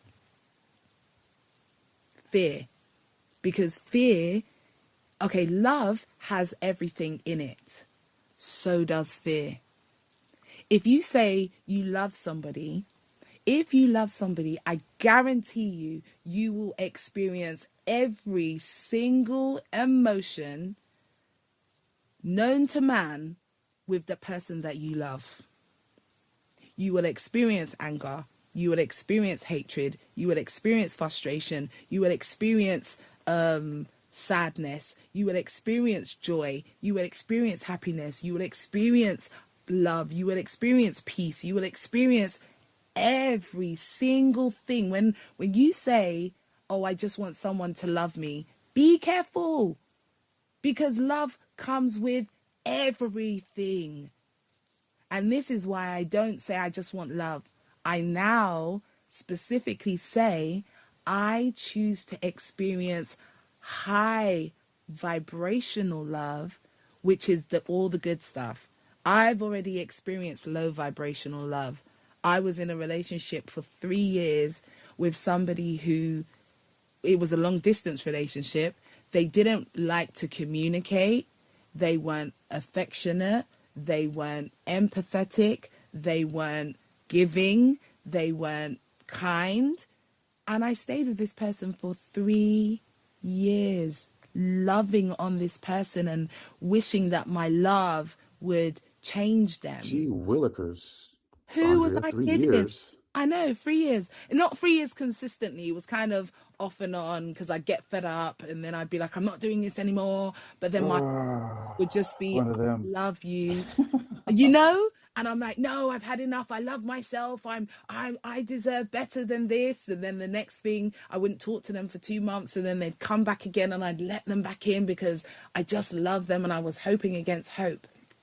And it wasn't until I reached the point where I said, I love me more than I love you, because I have to wake up with me every single day.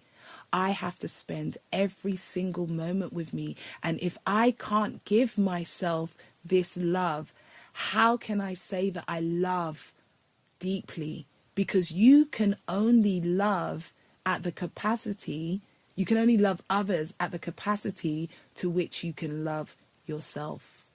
And if you are willing to accept bad behavior, that's a part that needs healing. That's a bit of not self-love. And when I realized that, and I ended the relationship, not out of anger, but from a place of love, I literally fell in love with myself. And it was the turning point for me to then attract another relationship, which was better, but still I was seeing the same traits showing up. So it told me, this is a mirror, Aundrea. Look in this mirror and see what you don't like, because this is indicators of where you need to heal. And that last relationship that I was in was 3 months. So the first one was 3 years, the next one after 3 months. And what I learned from that relationship was, choose you. And I literally ended the relationship by saying, I came here to experience high vibrational romantic love. And the love and the stuff that I've been pouring into you and choosing you over myself, I no longer desire to do that. And from this point, I choose Aundrea wholeheartedly. I fell in love with me, and then I chose me. And when I chose me, literally after that was when I started to attract the loving relationships more into my life that I actually desired to experience, because I had healed those unhealed parts of me. So I was no longer attracting what was in me that I didn't like. I started to attract the very thing that I desired. And trust me, it was overwhelming. It was very overwhelming to be loved at that level, because I'd not experienced it, even though I desired to experience it. I'd only experienced the opposite. But now I had transitioned into the higher vibration. So I was attracting the same thing, but in a high vibrational mode, and everything changed. Everything changed at that point. And now I'm in such a great space. That is very inspiring to hear. I love that. When you change the way you look at things, everything you look at changes. Absolutely. And that's what I did. I just changed my perception. I always visualized it like a tree. Me and Hakeem standing on opposite sides of a tree. And I'm on this side that has moss growing on it, because the sun doesn't shine on that side as much first thing in the morning. And Hakeem is on the side of the bark that doesn't have moss. And I'm saying, well, this tree has moss and it's green on the bark and it looks like this. And Hakeem says, well, I'm looking at the same tree, and this tree doesn't have any moss on it, but it's because of your perception. So I'm saying, well, Hakeem, come over here and look at the tree from my angle. Oh, yeah, the tree does have moss. And then you say, come over here, Aundrea, and look at it from my perspective. And I'm like, oh, that side of the tree doesn't have moss. But we're looking at the same tree thing with a different perspective. Yeah. So sometimes all we have to do is shift our perspective and we will see things very differently. And that's what I do. I just offer a different perspective, and if it resonates with you, then I'm happy. If it doesn't resonate with you, then I'm still happy. What's interesting is, and this is kind of steering the conversation slightly in a different direction, but what you just said about perspective, there was a Nova documentary, or I don't know what you would call that, a docudrama. Anyway, it was with a physicist named Brian Greene, a theoretical physicist, and it was about string theory. And there was one point in the production, in the presentation, where they were showing that, trying to figure out how string theory did what it did and whatnot. Anyway, they finally came to the conclusion that it was just a different perspective. And so when this one guy came in and looked at the problem from a different mathematical perspective, he came up with different equations. His name is Ed something. Anyway, they called it M theory, but it was just that similar idea of looking at things from a different perspective, was able to come up with a solution by simply changing how something was looked at. And what I also find interesting in that is that in physics, there are these. What is going on with your profile there? You're like winking in and out, muting. Oh, I don't know. I'm here though. That is hilarious. All right. And so, for example, Isaac Newton, he has 3 laws of motion, but they match up really well with psychological and behavioral concepts that don't have their core driver from something physical necessary. Oh wait, mine is doing under mine. Anyway, so there are so many interesting things that you offered as far as grief. I mean, it's a very deep subject. I sent you a link. I saw what you sent me. I'm gonna have a look at that.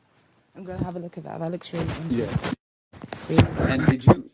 And also, I know. I see. This is why I got to slow down, because I can't overwhelm people. I know that people are busy. I sent you the haiku. I sent you Hypnotic Wax, my haiku ebook. Yes. I think so. I'll have to have a look, because sometimes when you're on here, it doesn't give you the message thing in the back unless you go out and come back. But if I go out, it's gonna drop me down. So I'm trying to get it on my phone so I can look at it at the same time. Oh yeah, the book is there. It's not too far from. Sorry, you can probably hear a echo. 1 second. There you go. Right, yeah. So I had to mute it because I can see that. Yeah, I see. I see the link that you've sent me. All right, just checking. Okay, so you have homework. I don't like homework. Oh yeah, you're bleeping in and out. That's weird. Anyway, maybe kick yourself. Yeah, there you go. Out of the queue. And it is 7:12 in the morning. I've been hanging out here with the joyful Aundrea Nyle, and somehow got on the subject of grief after I talked about. I did a reading of Wearables data combined with AI, and somehow, it was an observation from Aundrea, my sad face. I'm like, oh, he looked so sad. You know, something interesting is two characters. See, I attach a lot of things to fiction and drama to help people understand things. I can say, look at this scene in a movie. So one, I'll go to the more recent one, which is Equalizer with Denzel Washington. And in that movie, the character played by Chloe Grace Moretz, she's talking to him in this cafe that they had met each other in, and she says, she's like, she asks him a question. She's like, what happened? Where's your wife? She's like, did you break her heart? And he says, no, she broke mine. And then a little bit, sometime later in one of their conversations, she says, your wife died, didn't she? And she says, how do you know? She's like, the guys, the widowers. She says, I can always tell. She's like, it's in their eyes. She says, it's not sad. It's just empty. And I just thought, I was like, sometimes they get it right in this whole movie thing. And Yeah. and so I know, No, but I'm it's, still listening. I'm still listening. yeah, I know it's, but the thing with me is that it's also, for me, not a problem. Like some people react to other people's grief with more concern than sometimes a person needs, because everybody's built differently, and so sometimes it's like it's like taking some of these animals out of the wild, how they die when they're in captivity, um, or taking anything out of its element too quickly. Like how divers, when they go scuba diving, they have to come up at a certain pace so they don't get blood poisoning from too much nitrogen in their gas, and I mean in their blood. Um, and there's so many different things that people are working with that it's fascinating because uh, but but I really like that character in Equalizer that Denzel Washington played, and how they used, because that's the way that I like to handle, or to I look at those kind of examples and think, yes, that's a dignified way to deal with it. It's like, yes, there's that darkness that looms, and it's not, but there's a way where you can use it in a, I don't know, but that's all I get. I just like the word adventure. To me, adventure is fun, but it's also difficult. And so, it's the reason why people play football and shit like that, or do MMA, because they're enjoying themselves. But it's difficult. Now, yes, of course, there's a whole lot of people who do it just for the money, but um, a lot of people enjoy it. But at the Yeah, same some time, it's people very enjoy difficult. difficulty. Some people enjoy it. Some people enjoy things.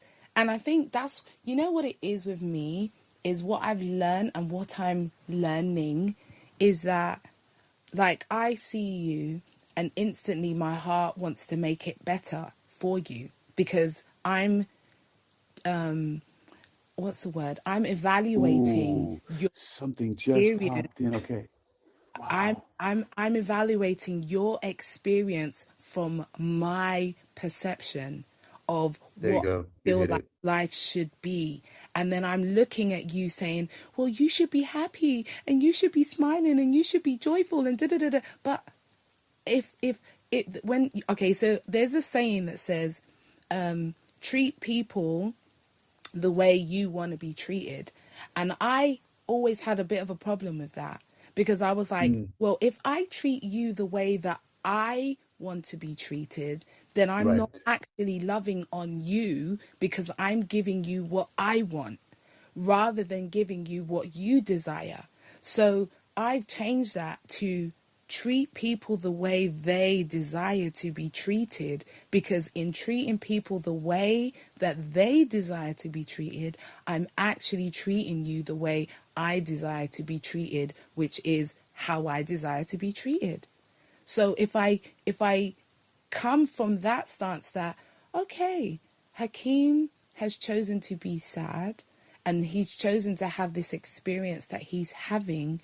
Why should I come and say, you shouldn't be sad, you shouldn't be this, when if that's what you've chosen to experience, knowing that somebody who's experienced this is then even more better equipped to help somebody else who's experiencing this than maybe I am, because I'm coming from a place of I want to get you to joy. But if we had both you and me, Hakeem's like, I don't want to get you to a place of joy. I just want to get you to a place of being okay with where you are at. That's a Yeah. different stance. My Sure. thing is, I want to make the whole world happy. I want everyone to sit around the fire singing Kumbaya. I That's want us because to you're a hug trees and girl.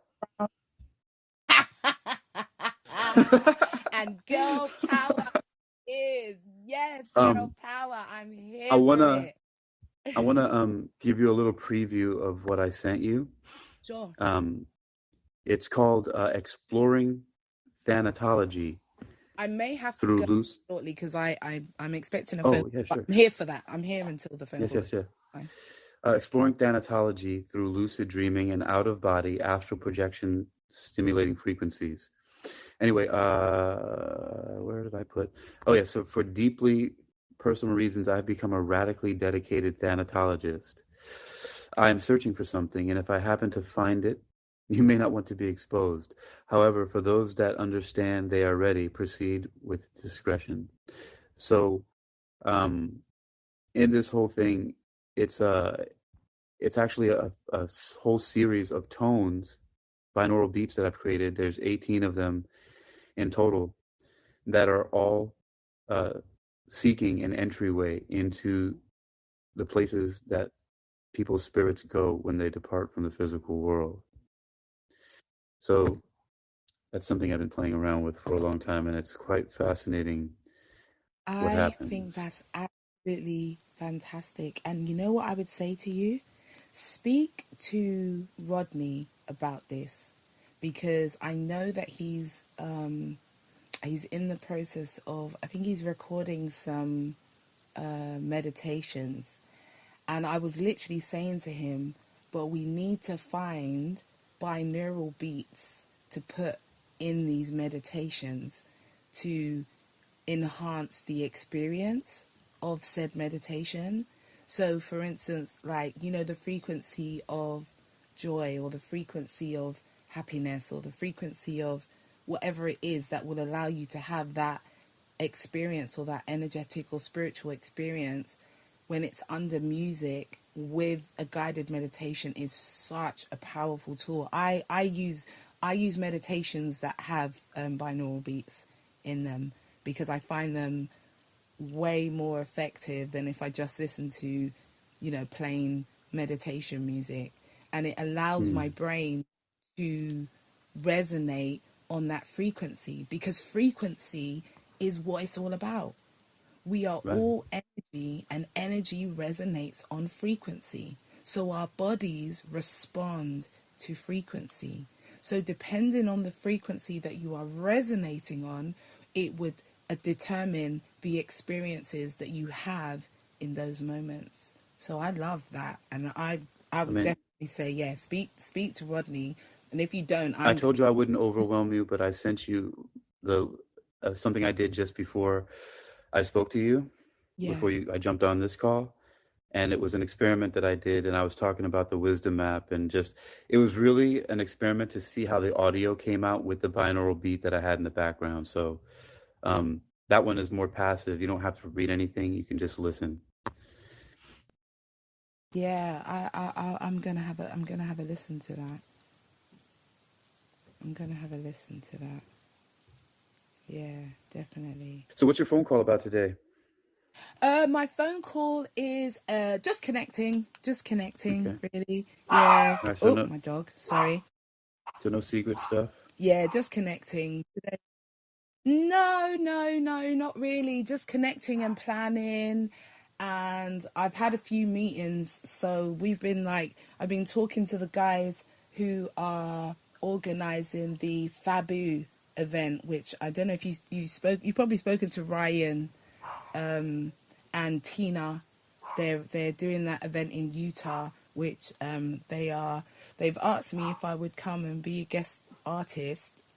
So we're trying to figure that out as well. So yeah, that's all. There's a lot of exciting things happening. So yeah, that I'm looking forward to that, and I think it's going to end up being a bit of a meet and greet for the Wisdomers, because I think there's quite a lot of the Wisdomers who are going to be at this event in Utah in And December. I what's the believe the event dates. for exactly? So it's Tina and Laura. They Oh, actually, yes. yeah, they own a big healing organization. So it's like a retreat center or something? Do they actually have a Yeah, brick and they mortar thing? yes, Okay. yes. So they are putting on an event with, Ryan, who is, I would describe him as an oracle, and he's, kind of stepping into his power and into more openly, and he's going to be Did I hear you sharing. just say you would describe him as an oracle? Yeah, Just making sure I heard that correctly. you did. You definitely did. Think of Matrix and the oracle in Matrix. That is Ryan. I'm like an oracle in training, so Okay. I'm really excited to have that experience, because I people always call me the oracle. My friends call me the oracle. People in my family call me the oracle, because I hear spirit and I tap in and I get secrets and I tell them stuff, and I see stuff that happens in the future, and and that's part of my superpower. It really helps me with my coaching, because I'm able to see people's potential, but I'm also able to identify the blockages that they have in moving Wow. towards their You see potential. potential? Oh gosh, yes. It's All I that's see what is kept me dead in the people. relationship for 3 years. Oh, I see them too. Oh, I definitely I'm just see joking them though. too. I've been No, I'm waiting to actually use that not. line. Oh my God. Yeah, oh yeah, I remember. He's like, I see dead people. That's me. They literally show up for me, and I'm like, oh, hello, what are you doing here? And they'll start talking to me and telling me, can you give this person this message? Or I'll be talking to somebody, and, a loved one will show up. And sometimes I do ignore them because I'm not sure if the person's ready to hear from them. And I will just be like, no, they did. I don't know if they're ready for that. So no. So I'll just pretend I don't see them or hear them, Mm. but they're definitely Yeah. there. Yeah, I don't have that kind of thing. I actually have to go looking for them. So Oh no, they come to me. They're like, oh, now she the can see us, she now can hear now if us. you want to talk about aliens, now they come to me. Oh wow. But we're Yeah. all aliens when you really think about it. But that's just a Okay. whole nother I'm thing. okay. So That- then the term I'll use is non-human entities. okay. They're not. Yeah. They're non-human intelligences because they're just what I don't know what these buggers are doing, but they're doing it. It's not fun for me. I get, I get upset. I've written art. I have a whole. I have my website. That's the name of my business. I don't know how I ended up doing that, but on UniquilibriuM.com is basically founded on me trying to find any single conceivable way to kill aliens Oh my gosh. with psychic powers, and and, and what's hilarious about it is that I came across some really deep and some interestingly coincidental things in doing that, and it's just really really funny. I Anyways, love that. um, So you're like the bug killer of aliens. Like yeah, and people all are they're like, like no, but there's annoying some them. nice ones. They're like, There they're so are nice, nice and ones. they come here to evolve humanity and warn us about nuclear technology. And I was like, shut up, man. I was like, they're out there sticking things inside people's ears and stuff like that. But You you know, know what? You I'm know a, what's funny? Sorry to cut you, but yeah, there are high vibrational. But this it's the same. The universal laws do not change because of the being. It just you have aliens who are here to assist, and you also have lesser evolved alien species that want to harm, and that is the actual truth. Yeah, I seen one get killed in front of me by another one.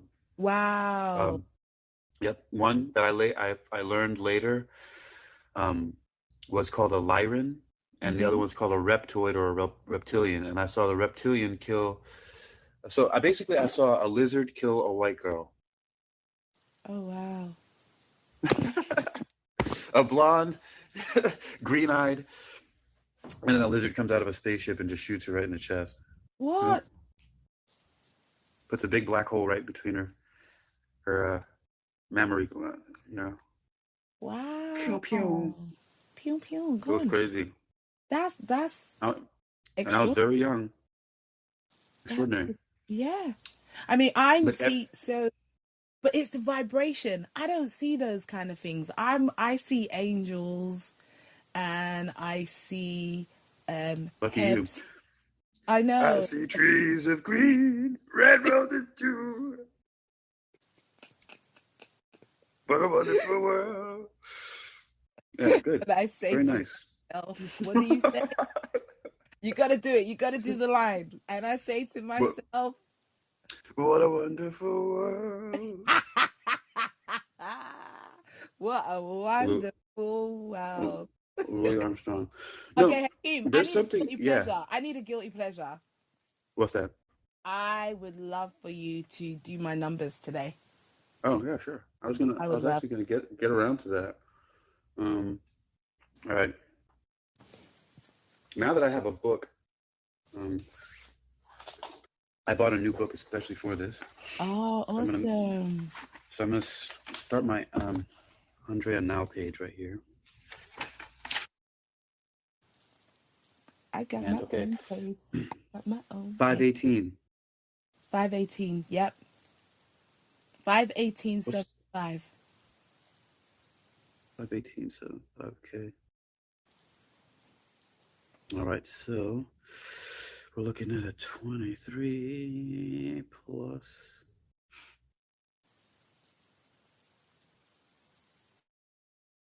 22. 4. Oh, I think we did this. You're a numeral 9, right? Did we come to that conclusion before? So 1975. 1975. Okay, so we have to. All right, so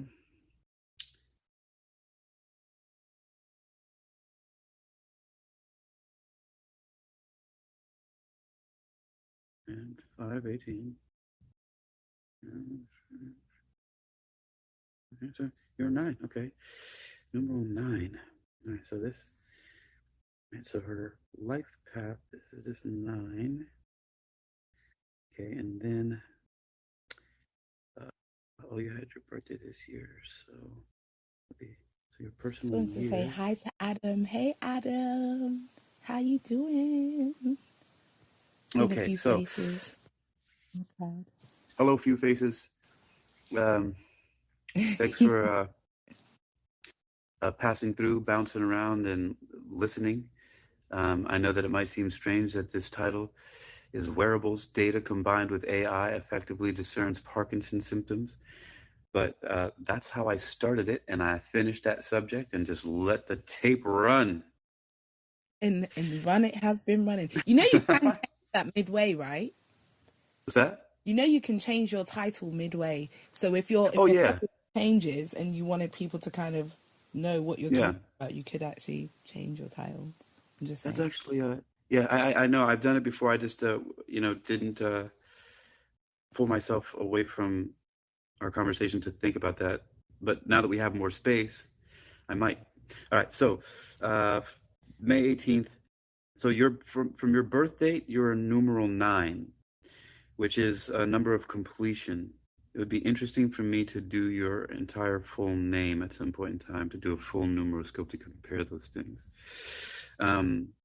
But that's a numeral that signifies completion and totality. In regards to a person, it means that they are complete in many ways. You have the characteristics and traits of all the other 8 numerals in full balance of all the spectrum that needs to be.